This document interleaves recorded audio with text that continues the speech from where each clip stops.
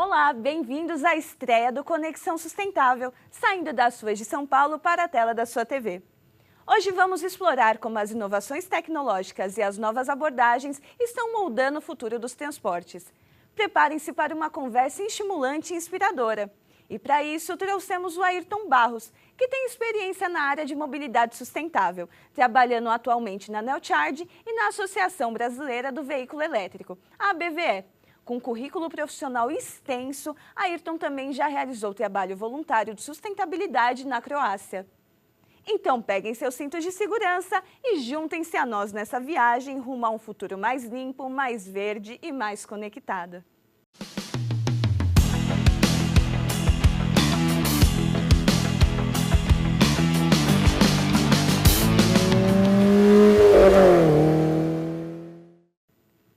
Bom, para a gente começar ainda aquecendo, como você define sustentabilidade e qual a sua visão pessoal sobre a importância desse conceito nos dias de hoje?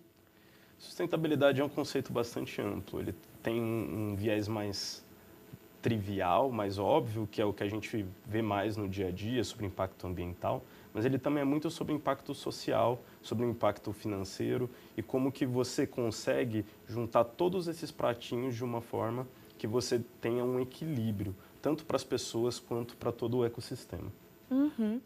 Bom, e atualmente você está na Neocharge, uma empresa de infraestrutura para veículos elétricos, correto? Sim. Contudo, a gente sabe que a infraestrutura de carregamento para esses veículos ainda é muito limitada. Isso acaba atrapalhando um pouco na adesão deles. Diante desse cenário, quais estratégias a gente pode adotar para expandir e aprimorar essa infraestrutura e como isso pode impulsionar a transição para uma mobilidade mais sustentável em uma escala global? Legal. Acho que hoje a gente tem dois fatores que são chave para a adoção. Tem vários fatores, mas dois que são os principais para a adoção dos carros elétricos. Um fator é o preço dos carros, que tem um impacto muito grande, e o outro é a disponibilidade da infraestrutura de recarga. No ponto da infraestrutura, você tem uma questão que você precisa de um investimento muito grande para você colocar todos esses postos de carregamento por todo o Brasil, por todo o mundo, em todos os lugares que você precisa ter. E o carro elétrico ele tem uma característica muito diferente do carro a combustão. Então, hoje, num carro a combustão, hoje no Brasil, você tem em torno de 40 mil postos de combustível, cada um com ali 8 mangueiras, e aí você tem, nessas 500 mil mangueiras, você para com o seu carrinho, hora lá que aparece uma luz amarela no painel, enche o tanque dele em 3 a 5 minutos e vai embora. O carro elétrico não funciona assim. O carro elétrico ele precisa de um tempo maior de recarga, e aí eu brinco que não importa se é um carregador rápido, que vai carregar sua bateria em meia hora, ou se é um carregador lento, que vai levar 12 horas. Você também não vai para um lugar para ficar meia hora esperando o carro carregar. Então, é uma outra dinâmica. Mas, diferentemente dos postos de combustíveis, a gente tem a beleza de poder colocar um carregador em qualquer lugar que tenha energia elétrica. Então, isso vai ser muito mais distribuído, não vai ser tão dependente geograficamente como os postos. Dado isso, a gente vai precisar de uma quantidade muito maior de carregadores do que a gente tem hoje de postos de combustível. E isso demanda um investimento muito grande, um capital muito grande. O que a gente pensa sobre isso? Nenhuma empresa individual, ou aqui no caso do Brasil, que é um governo que não tem um poder fiscal tão grande de incentivar isso massivamente de maneira direta como um governo chinês, um governo americano, a gente vai precisar da participação de toda a sociedade para colocar essa infraestrutura. Então, a gente na Neocharge, por exemplo, a gente tem um modelo de negócio que a gente brinca que é quase como se a gente fizesse uma vaquinha com as empresas, com todo mundo que tem um estacionamento, para colocar esses carregadores. Então, a gente vende esses carregadores para as pessoas e provê toda a infraestrutura de software, de serviços, para que eles operem. Mas vai ser muito... Hoje, no Brasil, está dependendo muito do capital privado de fazer isso. E, no final do dia, acaba sendo a adoção do carro andando junto com a infraestrutura. É um pouco de desafio de ovo e a galinha. Porque quanto mais carro você tem na rua, mais carregadores você precisa, mas mais dinheiro aparece para investir nessa infraestrutura. É claro que se a gente puder ter um empurrãozinho em termos de políticas públicas, essa adoção de infraestrutura vai ser mais rápida. Mas a gente acredita muito que ela vai acontecer ao longo do tempo em conjunto com a adoção dos carros, com a venda dos carros. Bom, segundo a Associação Brasileira do Veículo Elétrico, as vendas de veículos eletrificados leves cresceram 78% nos primeiros 4 meses de 2022, em comparação com o mesmo período do ano passado. Mas a gente sabe que essa porcentagem ainda é muito pequena se comparada aos veículos convencionais. Diante disso, quais são os principais desafios enfrentados na promoção da mobilidade sustentável em massa nas áreas urbanas?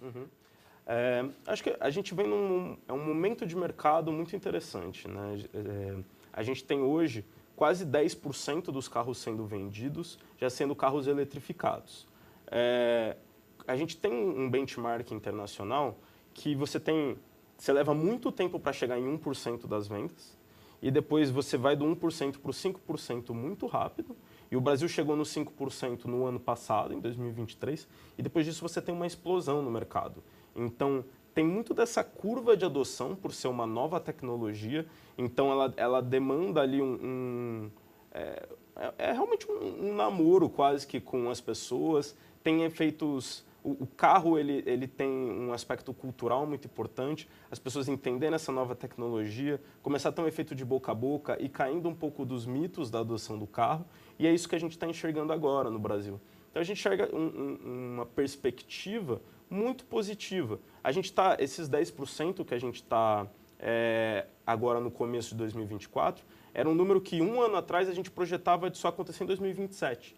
Então, a adoção está sendo muito mais rápida, na verdade, do que a gente dentro do setor esperava. Então, a gente está muito animado com esses números. Acho que tem desafio, sim, como eu citei antes, né? O desafio principalmente do preço do carro, por conta muito do... O que encarece o carro elétrico é a bateria, que é o componente que hoje representa mais 50% do custo dos carros elétricos, mas esse custo ele vem caindo. A bateria em 2023 caiu 50%, o custo de fabricação dela. Então, se a gente continuar nessa trajetória de redução do preço da bateria e, por consequência, de redução do preço dos carros, a gente acredita que em mais 1 ou 2 anos, também com a entrada da fabricação desses carros no Brasil, que a gente vai chegar próximo de uma paridade do preço do carro elétrico com o do carro a combustão. E, a partir disso, a gente vai ter uma adoção muito maior do que a gente já está verificando hoje. Então, a gente poderia dizer que uma solução até para amplificar essa adesão dos carros elétricos seria diminuir o custo, certo? Sim, perfeito. Acho que tem essa questão, de novo, tem as questões culturais, tem a questão da infraestrutura de recarga que a gente está trabalhando dentro da Neocharge, como a BVE, para estar superando e também fazendo ali a ponte com o governo para tentar incentivar essa adoção. Mas acho que o principal fator é o preço, porque a gente brinca muito, o carro elétrico é como se ele fosse o iPhone dos carros. Ele é o carro mais legal, é o carro mais moderno, e o brasileiro ele tem um fit muito forte, tanto com o produto mais tecnológico, quanto enfim, ele gosta de tecnologia no todo, mas ele também tem um fit com a sustentabilidade. Então, quando a gente compara o comportamento do consumidor brasileiro com o consumidor de outros países, o brasileiro ele é muito mais propenso a comprar um produto que tem uma pegada ecológica menor do que até em mercados mais amadurecidos, como o próprio mercado americano. Então, a gente acredita muito que o brasileiro ele já tem o fit com a proposta. O que falta é a gente ter ali um preço um pouquinho mais competitivo, que ainda impede um pouco mais essa entrada. E, claro, a gente está provendo a infraestrutura para que esses carros sejam abastecidos. E em termos de eficiência, como que a gente pode comparar os veículos tradicionais com os elétricos? O carro elétrico ele é muito mais eficiente. Então, quando você tem... Aí eu vou aqui um pouquinho de física, né? Você tem no carro a combustão, você tem a queima do combustível, então você está transformando energia química em energia térmica, e depois aí você já tem uma perda grande, essa energia térmica ali, ela gera o movimento dos pistões, e aí isso chega na roda. Nesse ciclo todo, a energia que impulsiona o carro ela é em torno de 30% da energia do combustível que é queimado. Quando você pega um carro elétrico, isso é muito mais eficiente, porque a energia que está abastecida nas baterias, 95% dessa energia chega na roda, porque você não tem esse processo de perda térmica tão acelerado.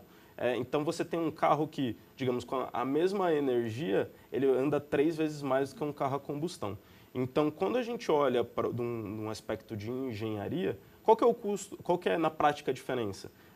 Além de você gastar muito menos recurso com o carro elétrico, então você precisa de menos energia, propriamente dita, você também acaba tendo um custo muito menor, porque exatamente por você precisar de menos energia. Então, hoje um carro elétrico, ele é em média 7 vezes mais barato de rodar do que um carro a combustão, quando você faz a comparação de eficiência e de custo de energia versus o custo do combustível. Muito interessante isso. E você também falou da questão de poluentes, de liberação de carbono. Como que o congestionamento urbano e a poluição do ar, a gente sabe que são problemas crescentes. Considerando isso, que medidas você acredita que podem ser implementadas para promover uma mobilidade urbana mais sustentável e acessível? Perfeito. Aqui eu vou expandir um pouco, para não ficar só nos carros, né? Acho que é muito importante, quando a gente fala de mobilidade, a gente pensar no conjunto. Então, o transporte público, o microtransporte, as bicicletas, a própria caminhada, eles têm que funcionar junto dentro de uma cidade. Então, é muito importante que a gente tenha tanto políticas públicas que promovam o desenvolvimento da infraestrutura de transporte público e de micromobilidade de uma forma que privilegie os transportes mais sustentáveis. Então, estou falando de metrô ao invés de ônibus a diesel, por exemplo. Quanto a gente ter também as mesmas políticas, a mesma arquitetura que privilegia o uso dos veículos elétricos. Porque os veículos elétricos eles não têm emissão no seu uso.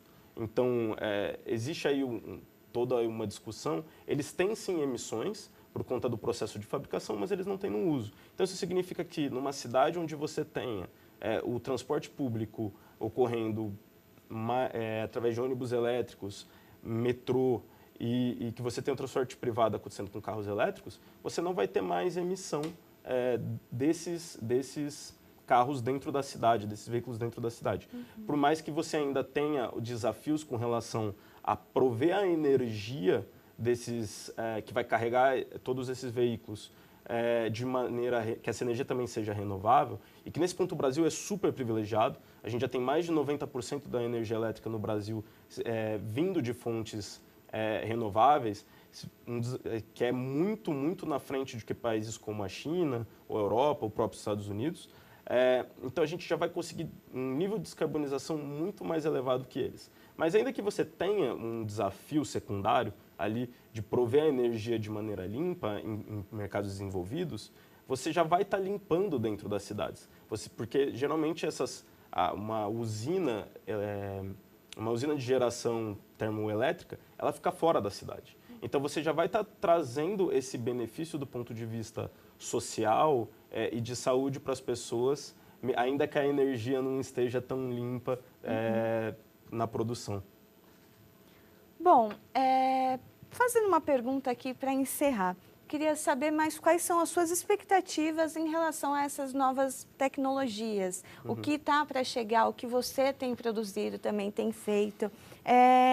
E você mesmo chegou a mencionar que é muito importante que o governo trabalhe junto. Sim. Então, como que funciona a questão da mobilização social também, da conscientização pública? Como que o governo pode auxiliar para impulsionar que a gente consiga alcançar uma sustentabilidade maior nos meios de transporte? Quando a gente fala da vertical de transporte, a gente acredita que, independente do governo, o mercado vai adotar os veículos elétricos, enfim, a eletrificação do transporte ela vai acontecer. Mas o governo ele é um grande catalisador. A gente consegue que com um governo próximo que seja mais rápida essa adoção. Mas independente vai acontecer. Por quê? Pelos fatores que eu falei. Vai ser mais barato rodar com um carro elétrico. Então, quando a gente tiver as condições corretas, a gente já vai ter esse problema resolvido por mecanismos de mercado. Olhando para o futuro, acho que a gente vai ver, isso vai acontecer, esse mercado está muito dado, não só pelos consumidores, mas também pelo investimento que está sendo feito por toda a cadeia de fabricantes, tanto de veículos elétricos quanto os pesados, levíssimos, que eles já têm contratado esses projetos e estão investindo muito nisso. Então, daqui a um tempo, Pode ser que seja 5 anos, pode ser que seja 10, dependendo das políticas públicas e dos incentivos, mas essa transição ela vai ocorrer e a gente é muito otimista com relação a isso. Bom, eu queria agradecer a tua participação, Ayrton. Foi um prazer, muito obrigado. Eu que agradeço. E agradecer você também que nos acompanhou até agora. Infelizmente, nosso tempo chegou ao fim, mas a nossa jornada pela sustentabilidade está apenas começando. Queremos convidá-lo a continuar acompanhando o nosso programa e a se envolver ativamente em ações sustentáveis em sua comunidade. Vamos nos unir em prol de um futuro mais sustentável. Até breve!